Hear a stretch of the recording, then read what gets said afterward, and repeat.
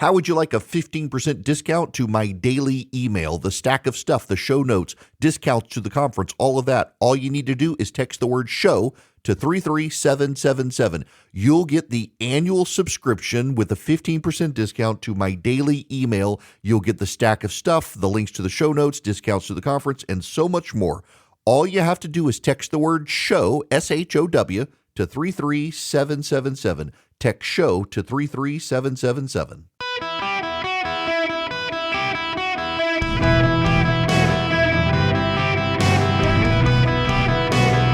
Welcome to the Eric Erickson Show podcast, Hour 2. Ladies and gentlemen, boys and girls, welcome. It's Eric Erickson across the United States of America, and I sure am glad to have you with me. The phone number is 877-973-7425 if you want to be on the program. If you text Eric to 33777, you can get the live stream, show notes, podcast, all the social media links, you name it. We got to talk about this wild, wild story. The Biden administration, fearing a Republican wave in 2022, decided it was more important for your baby to starve than to ease the formula shortages. If you do not remember, back in 2024, or 2022 rather, there were formula shortages as one of the fallouts from COVID, and there was limited supply of baby formula in the nation. Abbott Labs, which is one of the biggest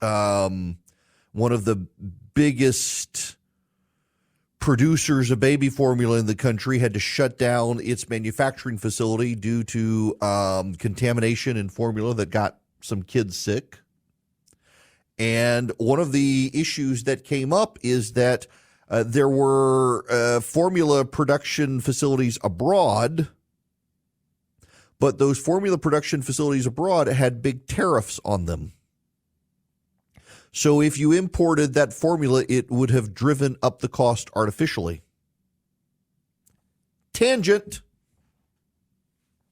One of the big arguments for 2024 is the Trump idea to add tariffs to pretty much any product made not in this country, and that goes beyond China. Originally, it was just tariffs in China, but some economically illiterate people have tried to convince the Trump team, which has largely embraced the idea, to advance tariffs across the board as a way to fund the federal government. And the argument is that those other countries pay the tariffs. That is not how tariffs work. If you think that's how tariff works, you are a stupid person. The way tariffs work, and what the problem is with this baby formula shortage, is that you, the consumer, pay the tariff. What happens with a tariff is, let's say, $1,000 is added to the product because it's made outside of this country. That's the plan. I'm using $1,000, but the plan being advocated by economically illiterate people is that we will add tariffs not just to things made in China, but to things made abroad generally. And anything imported into this country will be at a higher price. Those countries don't pay the higher price.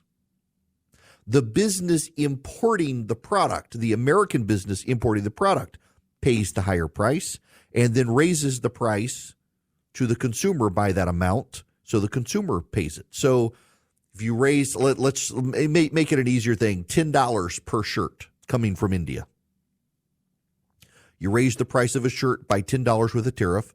The import company has to pay that additional $10, and then the price of the shirt's going to go up by $10. The consumer will pay $10 more for that shirt.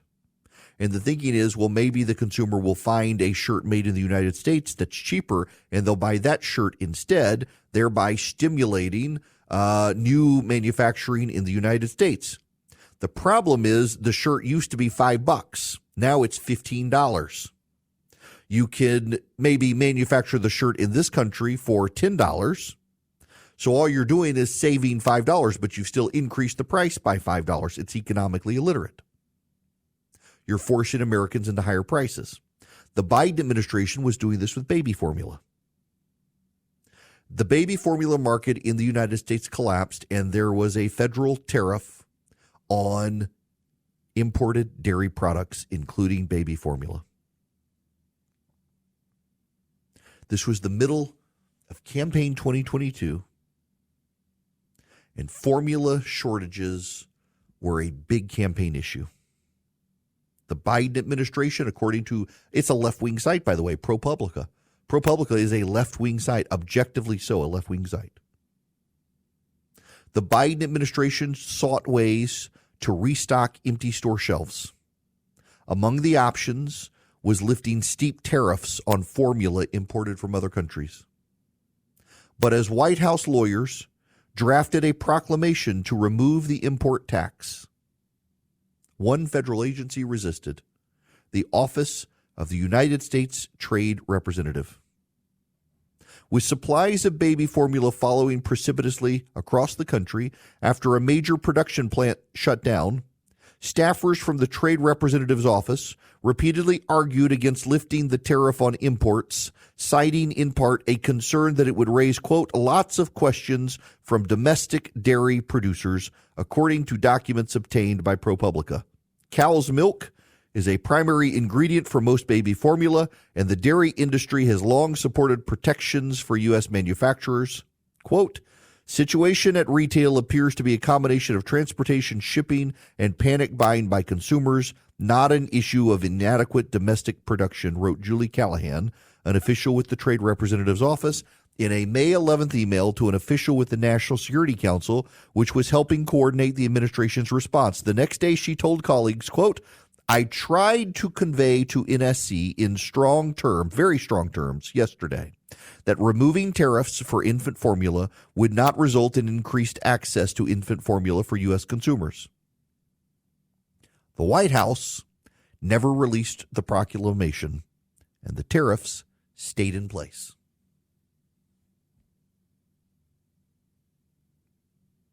The tariffs stayed in place.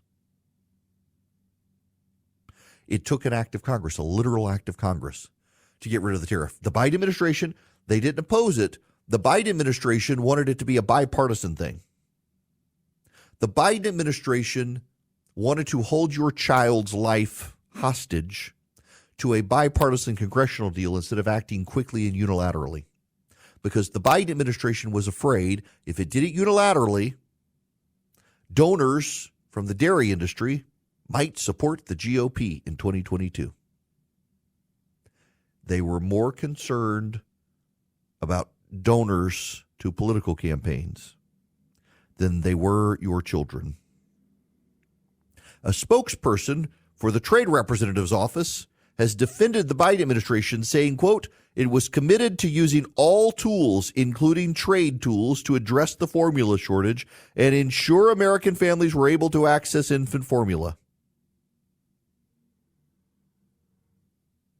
All tools except tariffs. They didn't want to lower the cost of importing formula into this country. They didn't want to get rid of that burden on families because of the politics of it. Now, the Trade Representative's office is not some fixed office. It's accountable to the President of the United States. The President can hire and fire the Trade Representative. The President does not have to listen to the Trade Representative.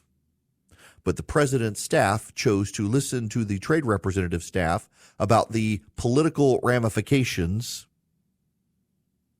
of getting rid of a tariff instead of listening to the parents who would have benefited by getting rid of the tariff. To remind you, Abbott Labs stopped formula production in Sturgis, Michigan, which had made 20% of formula sold in the U.S. 4 infants had fallen ill or died after drinking formula made there. Federal inspectors found bacteria contamination and safety protocols were off. By April, nearly a third of normally available formula products were out of stock. By late May, the number was 70%.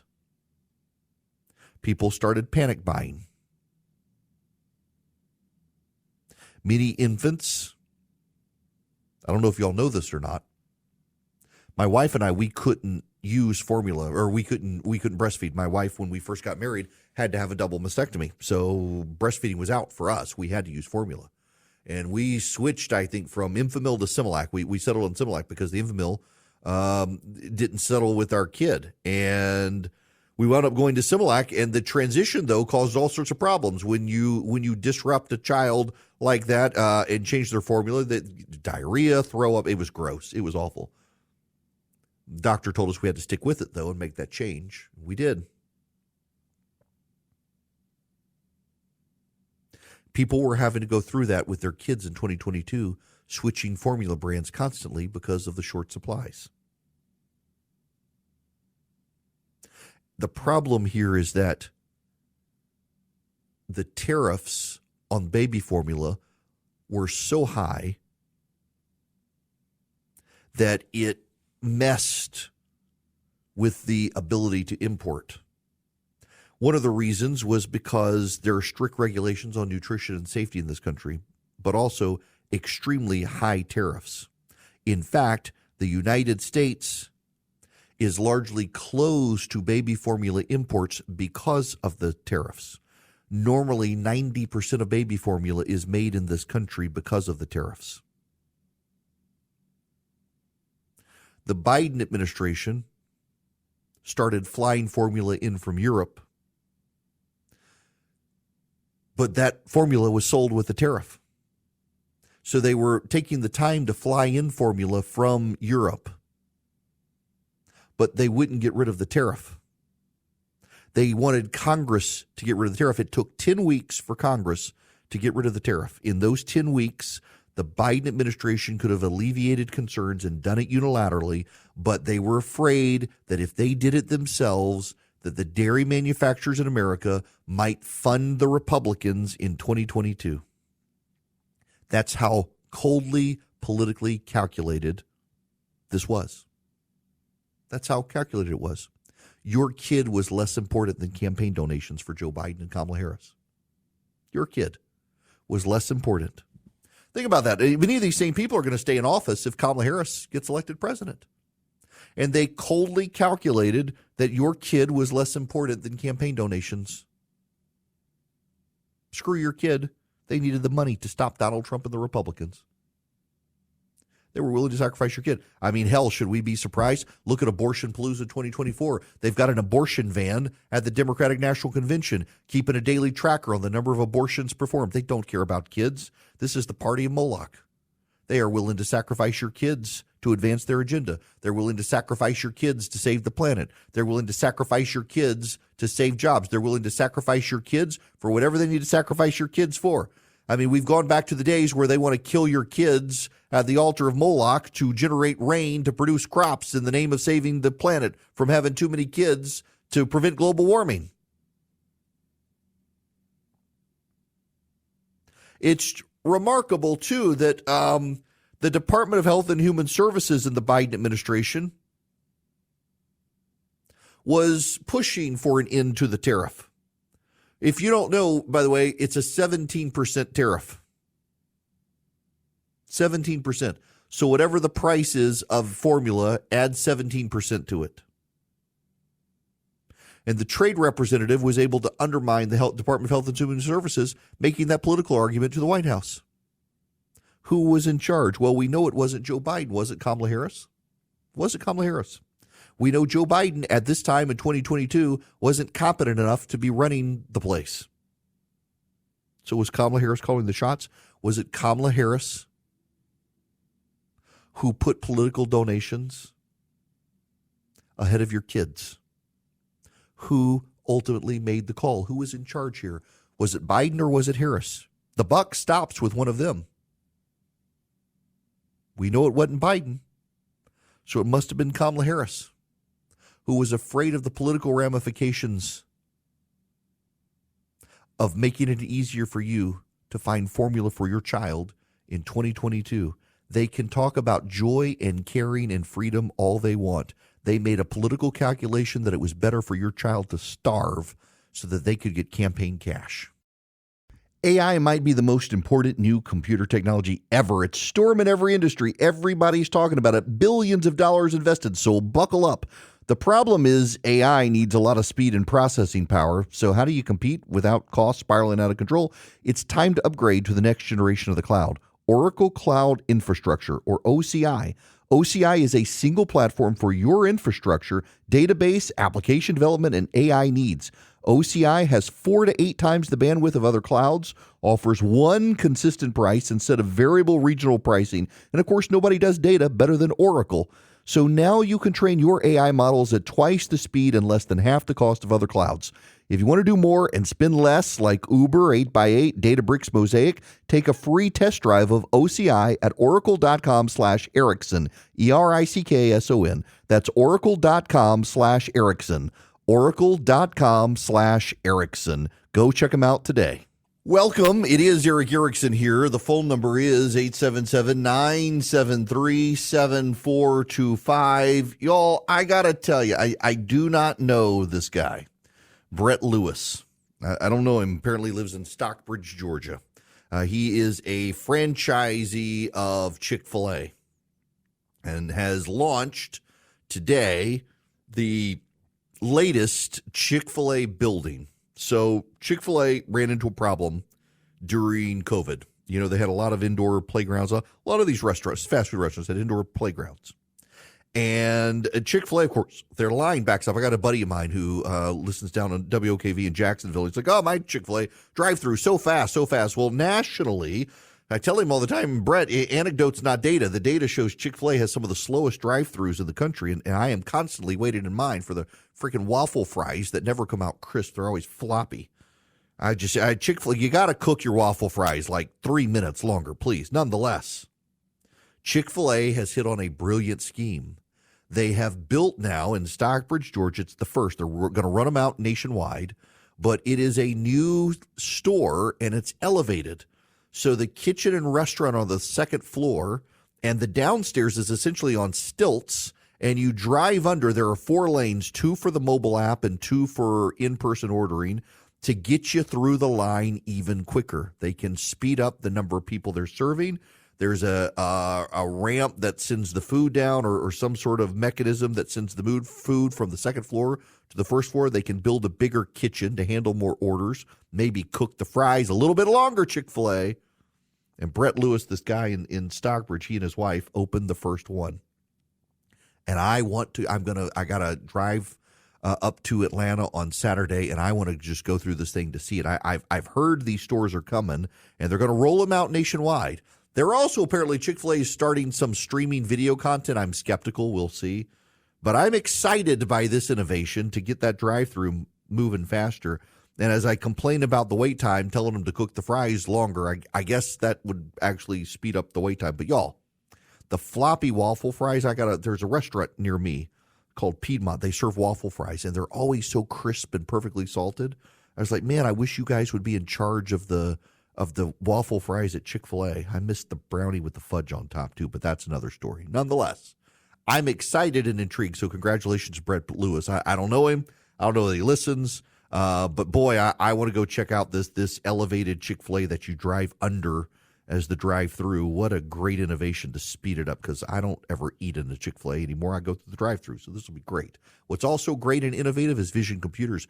They can build you a computer that saves you money and lasts you a whole lot longer than your run-of-the-mill, one-size-fits-all big box store PC. Not only that, if you buy a computer from them, you can get their award-winning 5-star service, where if you have an issue, you don't know how to do something, you call them, 15 seconds or less, you get the answer. And for $179 a year, not a month, but a year per computer, Vision Computers can be your tech support solution, even if you didn't buy your PC from them. All you do is call them at 404-COMPUTE. Call Vision Computers at 404-COMPUTE. Tell them I sent you. You're going to save even more money. 404-COMPUTE. You call them, and then your employees can be productive employees, productive over your business, and not have to be tech support agents for their computers. You call them at 404-COMPUTE or go to visioncomputers.com. Any one of you nationwide for your home or your office, Vision can build the computers, and the tech support comes for free. But if you already got computers and you can't afford an in-house IT guy, Vision can take it over for you, $179 a year. Visioncomputers.com or 404-COMPUTE. Give them a call. Increase your employee productivity today.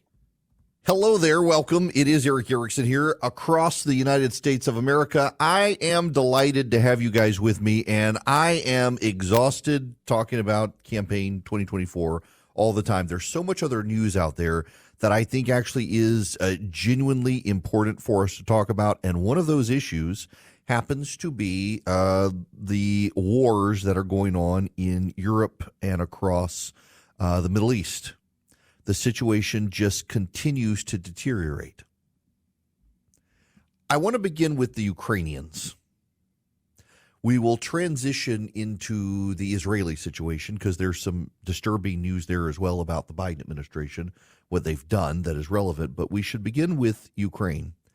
I want to admit to you, I want to acknowledge that when Ukraine decided to flood into the Kursk region, which is Russian territory, I was a little bit baffled by it. And my suspicion was what they were doing, it was trying to draw Russian troops away from the fighting areas of Ukraine and to drive them back home to Russia. That was my suspicion. That made the most sense. Otherwise, it's a little bit of a bizarre to invade a region of Russian territory and risk your troops when, in fact, you're not on the front lines. It was kind of a wild thing. And in fact, what they've done is exactly that. Not only have they done that, but they've also been able to show Russian citizens who have viewed the war in an abstract manner that the war actually matters to them.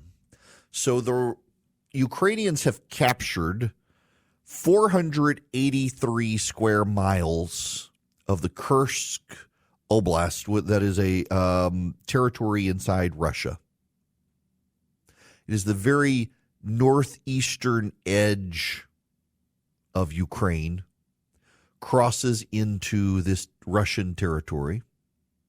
They've been able to seize and hold the territory and reinforce the territory.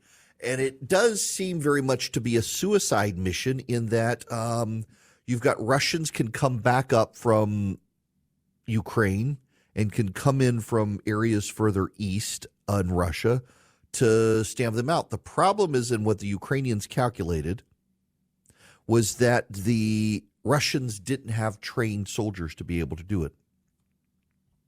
Let me read for you some of this reporting from the Wall Street Journal this morning.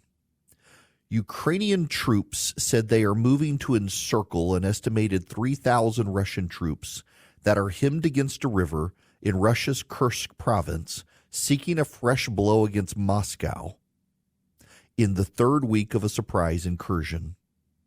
Ukraine's military said it used U.S.-supplied HIMARS rocket systems and explosive drones to strike pontoon crossings and bridging equipment as Russia scrambled to prevent the encirclement of its forces between the same river and the Ukrainian border.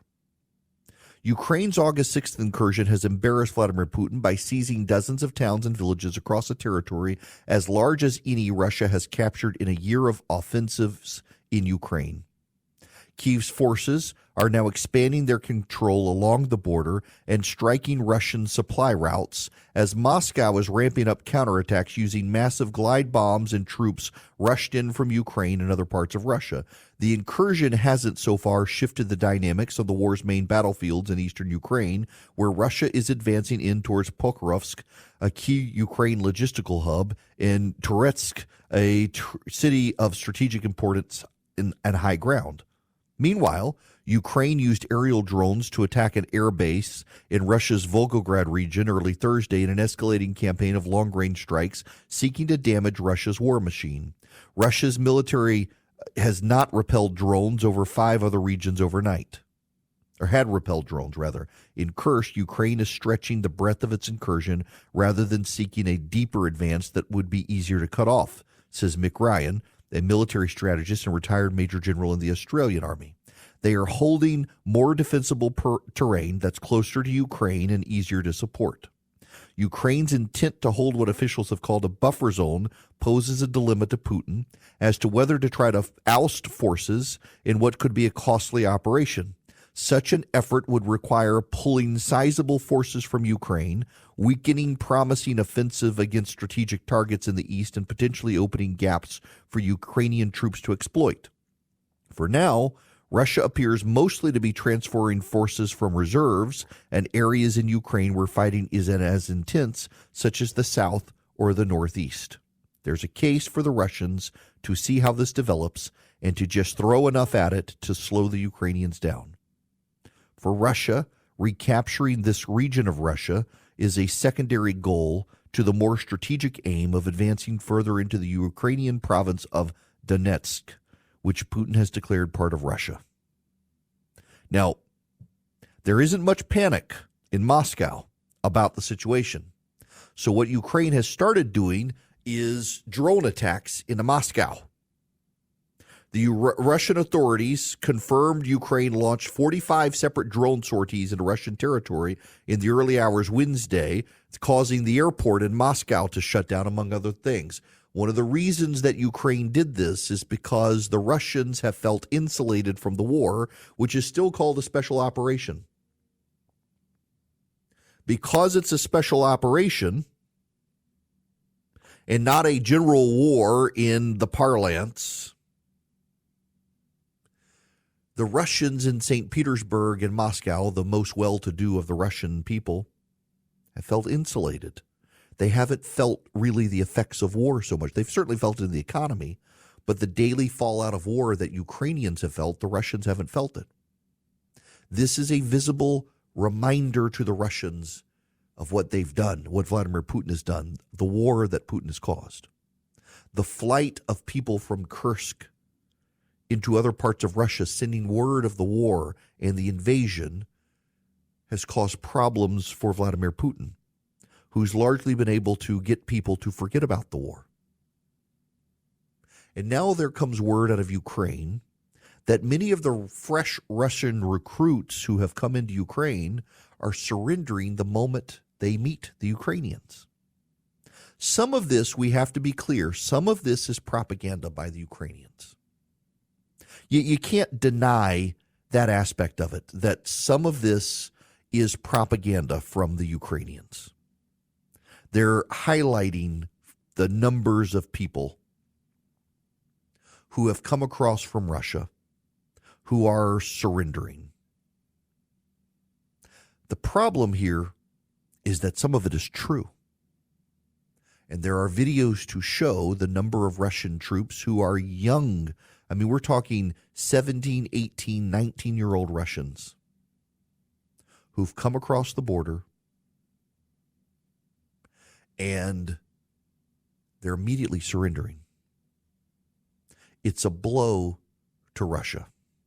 It's a real blow to Russia. Now, they're using American weapons, and this is the transition into what's happening in Israel. We sent the Ukrainians weapons long delayed, and we've dragged our feet on F-16s. This is a pattern of the Biden administration where they promise these things and then they don't deliver them. The reason you should understand that the Russians were able to take hold of more Ukrainian territory was not because Republicans in Congress dragged their feet on an appropriations package to help Ukraine. The problem is that the Biden administration itself long delayed previously promised armaments to the Ukrainians. They were hoping for a peace solution. The Biden administration strategy time and again has been to think if we drag our feet, we might be able to force peace. For all the talk about Donald Trump being pro-Russian, this is a Democratic talking point that the Democrats believe. Donald Trump was more willing to advance arms and support to Ukraine than Joe Biden. Joe Biden has certainly given a lot. He's given a lot of money. I can't deny that. It's intellectually dishonest to do so. The problem is that the Trump administration did it without Congress forcing them and outside allies forcing them. They just did it. Biden has had to be pressured the whole way through. You've got members of the Senate who are very pro-Ukraine, like Tom Cotton and Joni Ernst, who are being led to believe the Biden administration is doing it for show. They don't really mean it to support Ukraine. And the problem is their lack of support has caused the Russians to advance because they've dragged their feet on giving previously appropriated arms to the Ukrainians. And if you need more proof that this is a strategy, they've done it to the Israelis as well. Now comes word that the U.S. is using weapons as leverage to force apiece in Israel. This from the Wall Street Journal. U.S. arms sales to Israel are a potent symbol of Washington's support for its closest Middle East ally and potentially a powerful tool of influence over it. With prospects for a ceasefire in Gaza hanging in the balance, the Biden administration is facing the political limits of that power. The decision last week by the Biden administration to move forward with $20 billion in weapons deals for Israel after months of delays came just ahead of Secretary of State Anthony Blinken's trips to the Middle East in what many viewed as a last-ditch effort to get an agreement that would halt fighting in Gaza.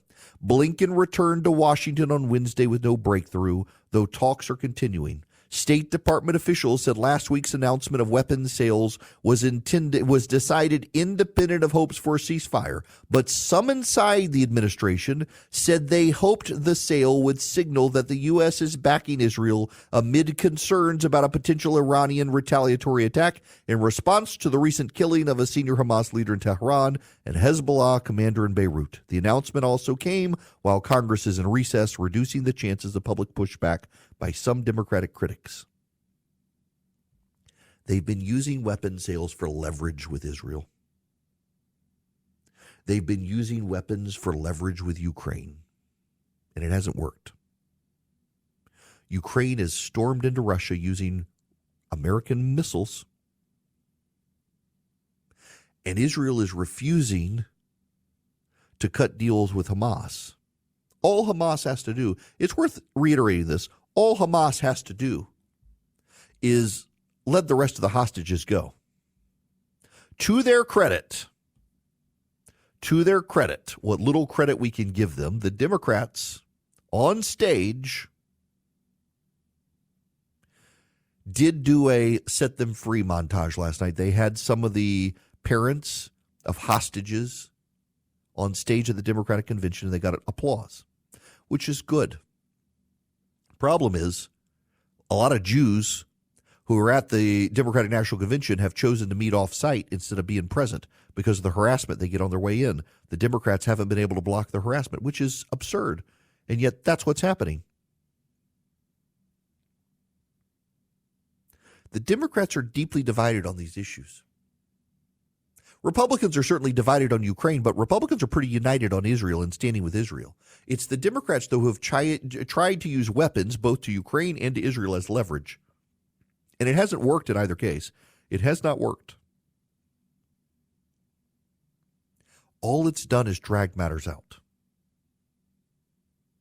Let's roll the tape back to October 7th. Americans, not just Israelis, but Americans are taken hostage by Hamas. If the United States had immediately coordinated a military response with Israel, what do you think would have happened? My suspicion is that Hamas would have said, we got to give up the Americans at least. Maybe not the Israelis, but we got to give up the Americans. But they chose not to do that, because the United States chose to give lip service to Israel while sitting on the sidelines. And now as Israel tries to get those hostages back, the United States proceeds to hold weapon shipments over Israel's head to try to control them. And what Bibi Netanyahu and the Israeli military are signaling is that they are not going to be America's whipping boy in this. They are going to do whatever they can to wipe out Hamas, which is also what Ukraine is doing, saying we're going to do whatever we can to get the Russians out of our territory. We're not going to allow you to hold your weapons over our heads. We're not going to be held hostage to your F-16s. We're going to do what we can. And if that means we got to invade Russia and take the war to the Russians, that's what we're going to do. Joe Biden's policy failures are failing all over the world right now. They've been failing for 50 years. They're failing right in front of us. His economy continues to fail as well with bank collapses and interest rates the way they are. Maybe they'll get cut next month. The Fed is having their big meeting right now. We'll find out tomorrow from Jerome Powell, but I can tell you Swiss America has been the trusted leader in precious metals for 40 years, and they've been warning people about a secret war on cash. If you're interested in safeguarding your hard-earned cash in their secret war on cash from the government, keep listening. Swiss America's got a free report for you. They're rated A+ by the Better Business Bureau. They can educate you on protecting your assets in their report, The Secret War on Cash. The government's even going to war against digital currency right now. The report takes less than 15 minutes to read. It can save your retirement and finances. Get a free copy by calling or texting 800-289-2646. That's 800-289-2646. The all-out war on cash includes digital forms of currency. It's growing daily.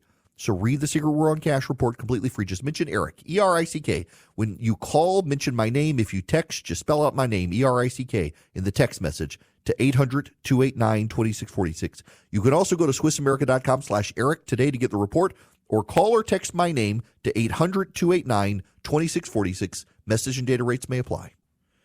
My goodness, here's a story for you that's just hitting the wires. You know, the NIL stuff in college sports now, the name, image, likeness stuff.